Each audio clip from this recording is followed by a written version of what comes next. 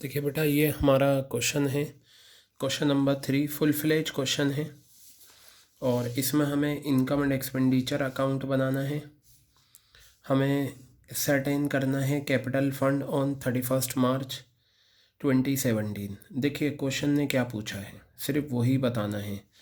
Prepare income and expenditure account of the club for the year ended 31 मार्च 2018। आपको 2018 को क्या करना है, एसर्टेन कर वो इनकम एंड एक्सपेंडिचर अकाउंट बनाना है और साथ ही साथ आपको कैपिटल फंड भी बताना है। क्या करना है, आपको कैपिटल फंड बताना है। तो बेटा चलिए हम देखते हैं कैपिटल फंड हमारा किस तरीके से निकलेगा और हम किस तरीके से इस क्वेश्चन को करते हैं।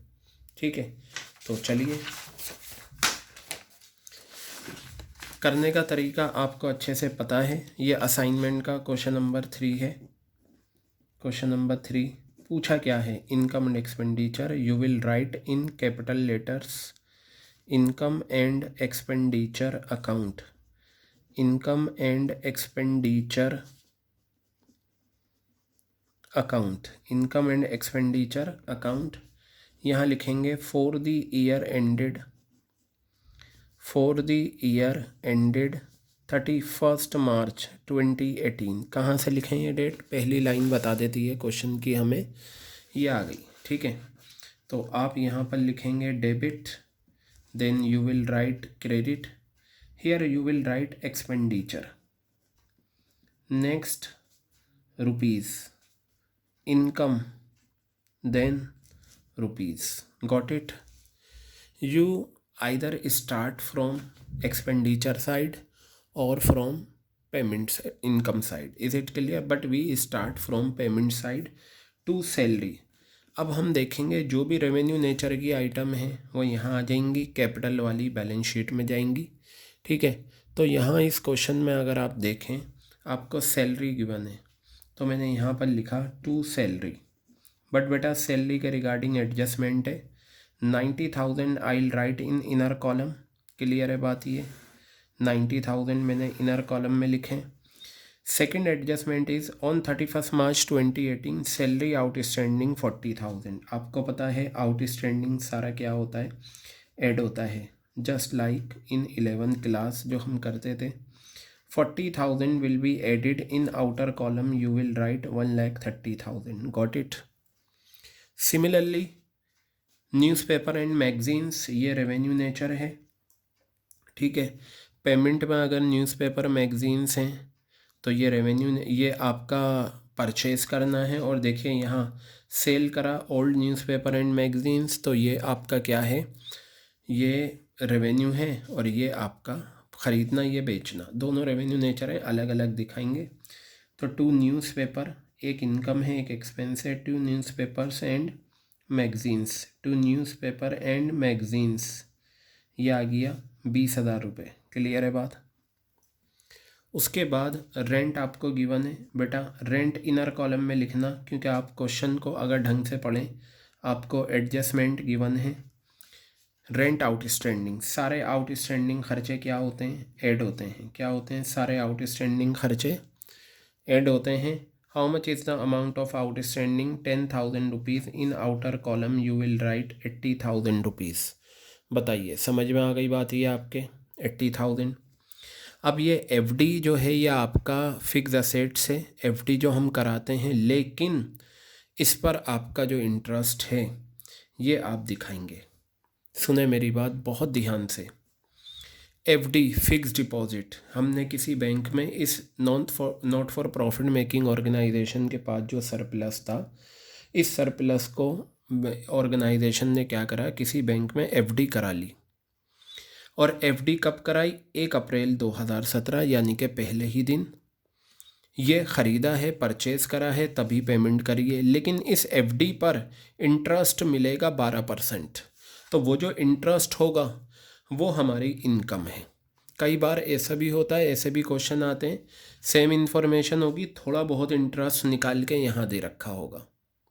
ठीक है, तो वो भी हम करेंगे। मैं आपको इसका एक स्पेसिफिक एडजस्टमेंट समझा दूंगा। फ़िलहाल ये है, 1 अप्रैल को आपने ख़रीदा ये एफडी, एक साल पूरा कब होगा? 31 मार्च 2018 को। ये 31 मार्च 2018 को 1 ईयर विल बी कंप्लीटेड। तो बेटा आपने इस एनपीओ ने 1 अप्रैल 2017 को एफडी कराई किसी बैंक में जाके, 2.5 लाख रुपए दे दिए, पे कर दिए, इस वजह से पेमेंट में गिवन है। अब वो बैंक इस एनपीओ को इंटरेस्ट देगा 12% से।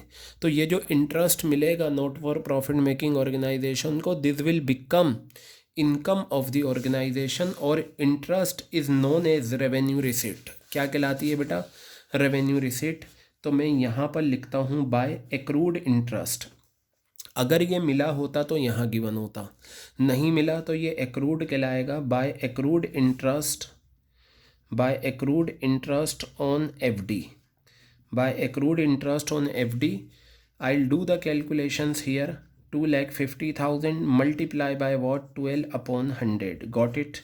2020 will get cancelled. 00 12 5 is 60, remaining 6, 30,000 rupees. Is it clear? So interest is 30,000 rupees on FD. Okay, no problem. Books बेटा रेवेन्यू नेचर नहीं, कैपिटल नेचर है। फर्नीचर कैपिटल नेचर है। Balance sheet closing balance of cash है।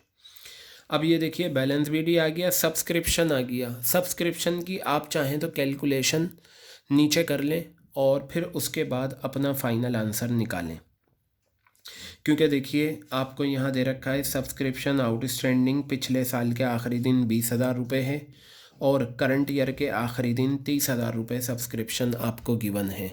यहाँ आपको calculation करनी होंगी वैसे ही जैसे मैंने आपको फॉर्मेट बताए थे, ठीक है, बिल्कुल उसी फैशन में आपको कैलकुलेशंस करनी है। तो चलिए मैं कैलकुलेशन करके दिखा देता हूँ आपको। यहाँ देखिएगा फॉर्मेट बनाएंगे जल्दी जल्दी। Subscription receive during the year, subscription receive during the year, ठीक है, ये आ गया। लेस करते हैं, मैं शॉर्ट में लिख देता हूँ ओपनिंग आउटस्टैंडिंग, ठीक है, फिर लेस करते हैं हम closing advance. You won't write short form at all, is it clear?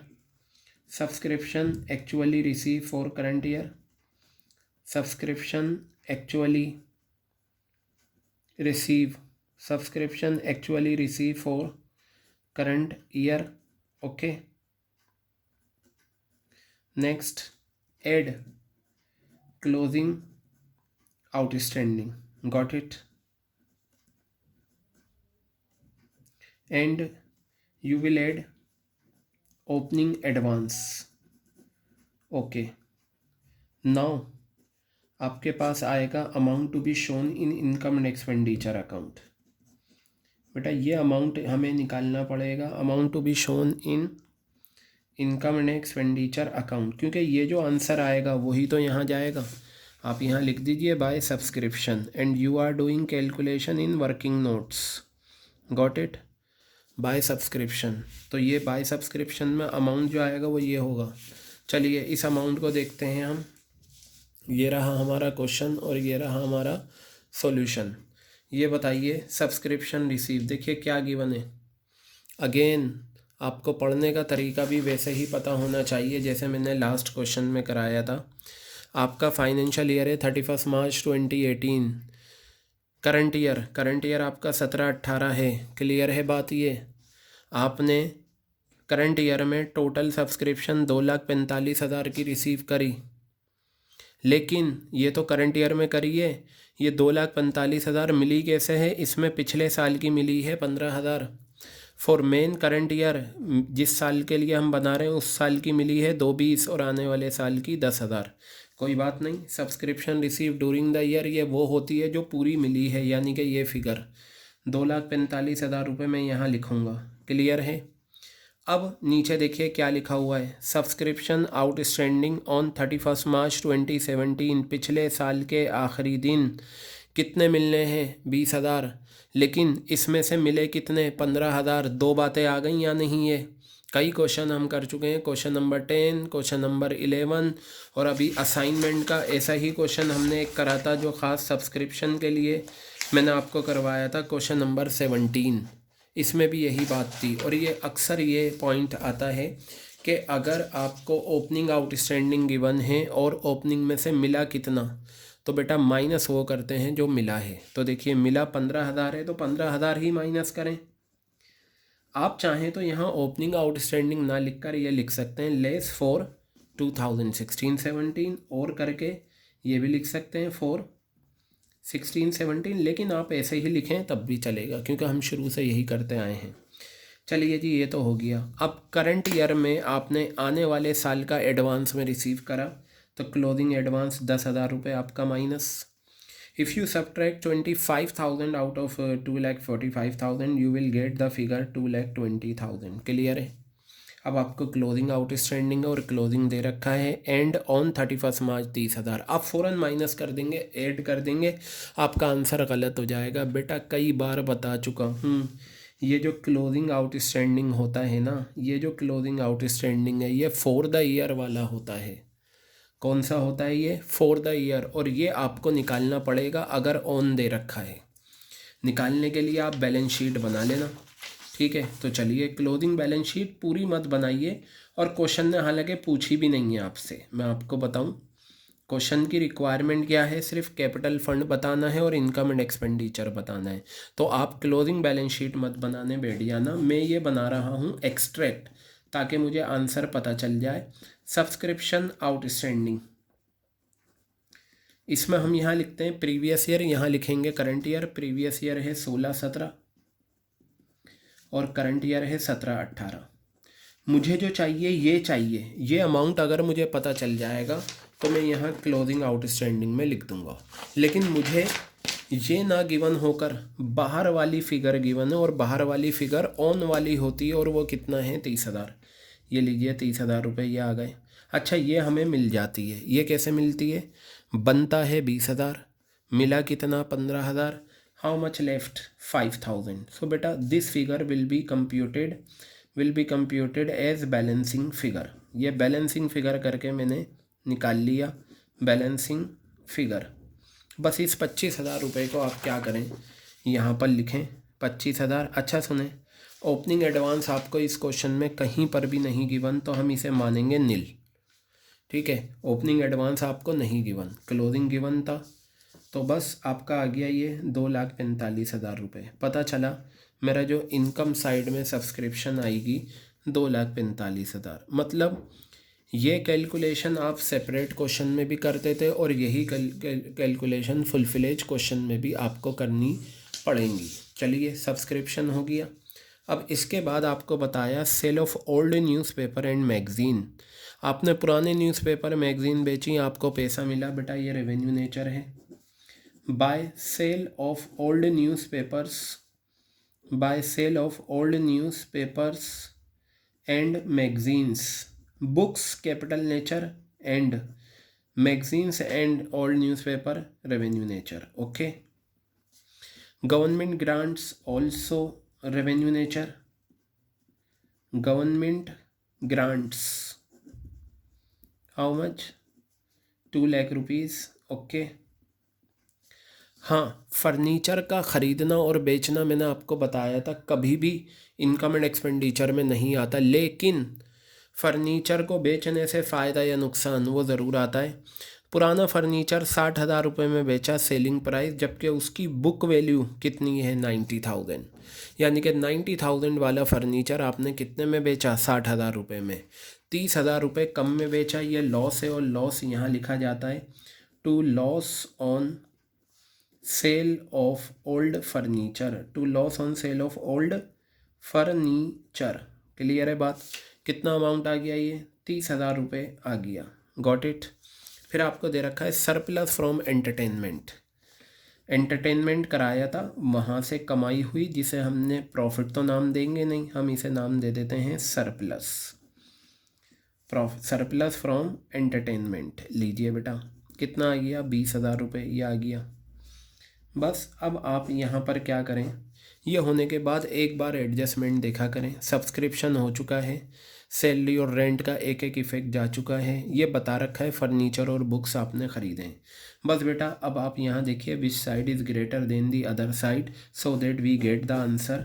You will get the answer of surplus, क्या मिलेगा आपको, सरप्लस मिलेगा। Do the total of credit side, answer will be what, 2 lakh, 4 lakh, 4 lakh 30, 4 lakh 30, 4 lakh 70, 4 lakh 80, 4 lakh 90, 5 lakh 10,000 rupees बेटा ये आपका आ गया। Same total 5,10,000 रुपये आपका ये आ गया। क्लियर हो गई बात ये, ठीक है। अगर आप क्रेडिट साइड का टोटल करेंगे, ठीक है, खुद भी आप करिएगा total, when you do the practice, so you will get the answer of 5,10,000।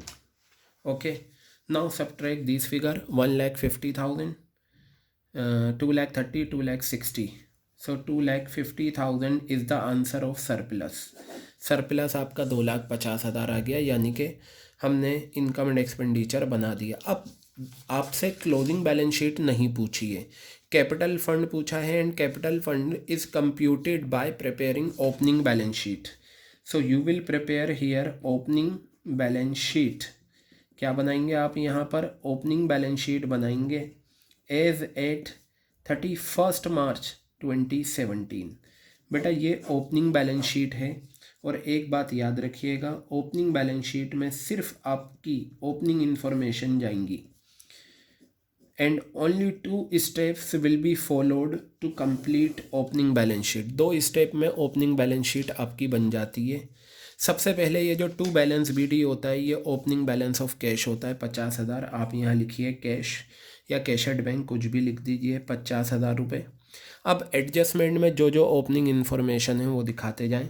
पिछले साल के आखिरी दिन 20,000 रुपये मिलने बाकी थे, ये सब्सक्रिप्शन आउटस्टैंडिंग है, ये आप एज इट इज़ दिखाएंगे। Subscription outstanding opening balance sheet में बिल्कुल 20,000 रुपये। और अगर आपको नई क्लोजिंग बैलेंस शीट बनानी होती तो सब्सक्रिप्शन इस तरीके से दिखाते, लेकिन ओपनिंग में तो यही रहता है 20,000 रुपये। हम एडजस्टमेंट देखिए, 2 स्टेप में ओपनिंग बैलेंस शीट बनेगी। एक तो आपकी बनेगी, इससे रिसिप्ट्स एंड पेमेंट अकाउंट से कैश मिल जाता है, बाकी एडजस्टमेंट में जो ओपनिंग इन्फॉर्मेशन है वो दिखाओ। तो देखिए, पूरा पिछले साल सब्सक्रिप्शन आउटस्टैंडिंग थी, मेरी एसेट से दिखा दिया। 1 अप्रैल 2017 या 31 मार्च 2017 एक ही बात है। साल के पहले दिन आपके पास फर्नीचर है, कितना है, 2 लाख रुपए का, यह आ गया 2 लाख रुपए। साल के पहले दिन आपके पास बुक्स हैं, कितना है, 1,80,000 रुपये। और एक चीज़ और, ये जो FD है ये कब लिया है आपने, 1 अप्रैल 2017। बेटा 1 अप्रैल 2017 या 31 मार्च 2017 दोनों का मीनिंग सेम है, यानी कि साल के पहले दिन आपके पास FD भी रहा है। तो आप यहाँ पर FD भी दिखाएंगे, कितना अमाउंट है आपके FD का, 2,50,000 रुपये, बस हो गया। नॉर्मली अगर FD ना हो तो 2 स्टेप में आपका आंसर आता है। एक तो ये कैश ले लेते हैं, और बाकी एडजस्टमेंट में जो ओपनिंग इन्फॉर्मेशन है वो ले लेते हैं। क्लियर हो गई बात, क्योंकि FD 1 अप्रैल को लिया है, तो 1 अप्रैल यानी कि 31 मार्च एक ही बात है। तो ये हमने ऐड करा, सारी फिगर को ऐड कर दीजिए, 5 लाख, 580, 630, 7 लाख रुपीज़ आ गया ये आपका। और यही 7 लाख रुपये आप यहाँ लिखेंगे, और ये आपका 7 लाख रुपए आ जाएगा कैपिटल फंड। क्या आ जाएगा बेटा, ये कैपिटल फंड। लाइबिलिटीज़ में जाने के लिए कुछ भी नहीं है, तो आप इसे लिखेंगे बैलेंसिंग फिगर, यानी कि कैपिटल फंड बैलेंसिंग फिगर करके आया। तो बेटा ये आपका क्वेश्चन नंबर 3 का सॉल्यूशन होता है। Question is before you, solution is before you, ठीक है। Do it in well prepared manner, ठीक है। ये लीजिए, ये आपका कंप्लीट क्वेश्चन आपके सामने है। असाइनमेंट का क्वेश्चन नंबर 3 है ये। आपको सब्सक्रिप्शन की कैलकुलेशन करनी पड़ी। You have not to prepare closing balance sheet because question is not asking for you, is not asking to prepare closing balance sheet. Clear हो गई बात ये। तो ये था हमारा question number 3 which we have done. अगर क्लोजिंग बैलेंस शीट पूछे तो आप बनाना, अदरवाइज नॉट।